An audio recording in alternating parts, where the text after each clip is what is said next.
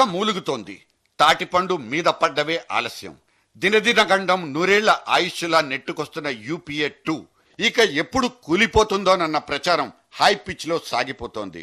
చిన్నా చితక పార్టీల భుజాల మీదెక్కి స్వారీ చేస్తున్న కాంగ్రెస్ కి వరుస బ్లాక్ మెయిలింగ్ లేఖలు అందిపోతున్నాయి. ఇవన్నీ కుందేళ్లు చేసే తాటాకు చప్పుళ్లేనంటూ మేకపోతు గాంభీర్యం ప్రదర్శిస్తున్న కాంగ్రెస్ కి ఆఖరి గడియలు వచ్చేసినట్లేనంటూ ప్రతిపక్షాలు చంకలు గుద్దేసుకుంటున్నాయి. బెంగాల్ దీది ఇప్పటికే కేంద్ర సర్కార్ పదవుల్ని కాలితో తన్నిపారేసి బయట నుంచి హుంకరిస్తున్న నేపథ్యంలో కొంతకాలంగా ప్రభుత్వం నడత రెండూ మారిపోయాయి. తాయిలాల బుజ్జగింపులతో ఆమెను బొజ్జో పెట్టాలని చేసిన ప్రయత్నాలన్నీ మట్టిగొట్టుకుపోయాయి. తాడో పేడో తేల్చుకోవాల్సిందేనంటూ ఆమె పట్టుబట్టి చెట్టెక్కి కూర్చుంది. బయటి దేశాల పెత్తనంతో ఆరంభించబోయే ఎఫ్డిఐ అనబడే ఒకానొక క్రతువుకు ముహూర్తాలు ఫిక్స్ చేసుకోవాలని కాంగ్రెస్ యమ హడావడి పడిపోవడం, దానికి మన్మోహన్ సర్కార్ ఎలాగైనా సరే ప్రాణం పోసి నిలబెట్టాలని ఉబలాట పడిపోతోంది. సరిగ్గా ఇక్కడే సర్కార్ పిలక ఆపోజిషన్ చేతుల్లోకి వెళ్లిపోయింది. యూపీఏ 2ను ఎఫ్డిఐ పాము కాటేస్తుంటే ఆ మధ్య యూపీఏ 1లో అణు ఒప్పందం అనబడే ఇంకో పాము కాటేయబోయిన సందర్భము మన క్యాలెండర్ పేజీల్లో భద్రంగా ఉంది. కేవలం 19 మంది ఎంపీలున్న మమతా బెనర్జీ అనబడే తృణమూల్ కాంగ్రెస్ అధినేత్రి అంతలావు ఇంత పొడుగు ఉన్న యూపీఏ ప్రభుత్వాన్ని కూల్చేయడానికి అవిశ్వాస తీర్మానం అనబడే నో కాన్ఫిడెన్స్ మోషన్ ని ఎలా ప్రవేశపెడుతుందంటూ అటు కాంగ్రెస్ నుంచి డబ్బాలో గులకరాళ్లు వేచినట్లు ఒకటే సౌండ్స్. अगर ममता जी नो कॉन्फिडेंस मोशन लाना चाहती हैं, नो कॉन्फिडेंस मोशन 50 एमपी से कम पे नहीं आता है.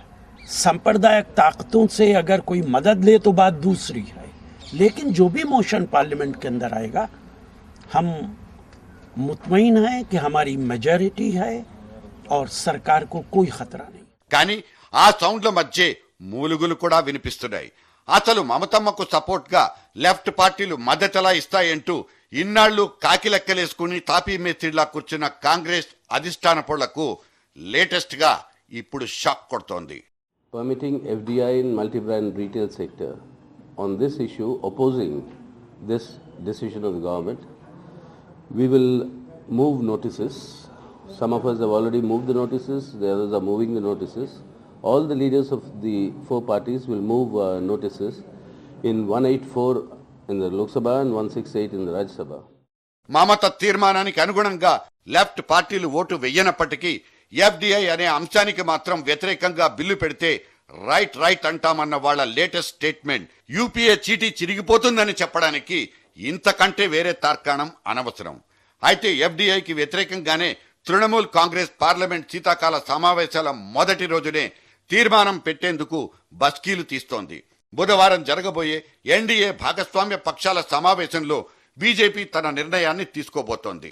మమతా బెనర్జీ ఇప్పటికే సుష్మా స్వరాజ్ కు ఫోన్ చేసి తమ తీర్మానానికి మద్దతివ్వాల్సిందిగా రిక్వెస్ట్ చేయడమూ జరిగిపోయింది. ఇక అన్నా డిఎంకే అధినేత్రి జయలలిత ఇప్పటికే మమతకు ఓకే చెప్పేసింది. ఇక్కడో చిన్న విషయం చెప్పుకునే తీరాలి. ఈ అవిశ్వాస తీర్మానంతో యూపీఏకే లాభం జరిగిపోతుందన్న భయం లెఫ్ట్ బీజేపీ లీడర్లలో కనిపిస్తోంది. ఒకవేళ మాయావతి, ములాయం సింగ్ల బీఎస్పీ, ఎస్పీ పార్టీల సపోర్టుతో యూపీఏ గనక ఈ గండం నుంచి బయటపడి గట్టెక్కేస్తే దాన్ని ప్రజా విజయం అంటూ ఎఫ్డీఐలకు పచ్చజెండా ఊపేసి మన్మోహన్ సర్కార్ పండగ చేసుకుంటుందనేది వాళ్ల భయాలకు అసలు కారణం.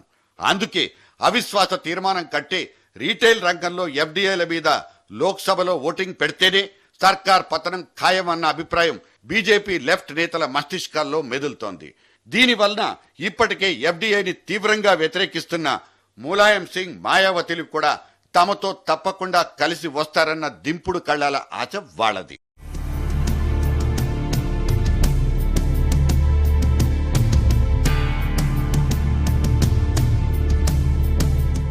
చరిత్రలో ఎప్పుడు కేవలం 19 మంది ఎంపీలతో ఒక పార్టీ అవిశ్వాస తీర్మానాన్ని పెట్టిన దాఖలాలు లేనే లేవంటూ కాంగ్రెస్ ఇంకో వైపు నుంచి ఇప్పటికే సెల్ఫ్ డిఫెన్స్ స్టేట్మెంట్లను జారీ చేయడం మొదలు పెట్టేసింది.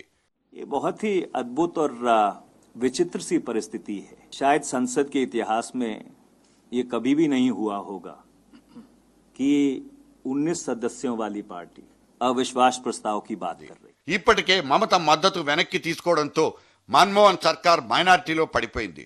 దీంతో తిమ్మిని బమ్మిని చేసైనా సరే ఏదో నెంబర్ గేమ్లను ఆడేసి ప్రభుత్వాన్ని గండం నుంచి గట్టెక్కించాలన్నది కాంగ్రెస్ తపన. మొత్తం మీద యూపీఏ 2కు తెరపడిపోయి మధ్యంతరం ముంచుకొస్తుందన్న టాక్తో ఢిల్లీ సర్కిల్స్ బిజీగా గడిపేస్తున్నాయి. ఇంకోవైపు కాంగ్రెస్ సేనాధిపతిగా అరంగేట్రం చేసిన రాహుల్ గాంధీ కమిటీల మీద కమిటీలంటూ ఆయారాంలను గయారాంలను మచ్చిక చేసుకునే ప్రయత్నంలో హడావిడిగా కనిపిస్తున్నాడు. లోపల భయం బెరుకులతో వణికి చచ్చిపోతున్న కాంగ్రెస్ ఈ వ్యవహారాలతో ఇంకా ముందుకెళ్తే మరింత డ్యామేజ్ జరిగిపోయి 2014 నాటికి తెప్ప తెడ్డు రెండు గల్లంతైపోతాయని ఆలోచిస్తోంది. ఏదో రకంగా ముందస్తుకు వెళ్లిపోతేనే డ్యామేజ్ కంట్రోల్ సాధ్యపడిపోతుందనే ఆలోచనలు అక్కడ కనిపిస్తున్నాయి. ఈ వ్యవహారాలన్నీ దగ్గర నుంచి గమనిస్తున్న కాంగ్రెస్ వాళ్ళు తమకు పట్టబోయేది రాహుల్ కాలమా లేక రాహుకాలమా అంటూ చెవులు కొరుక్కుంటున్నారు.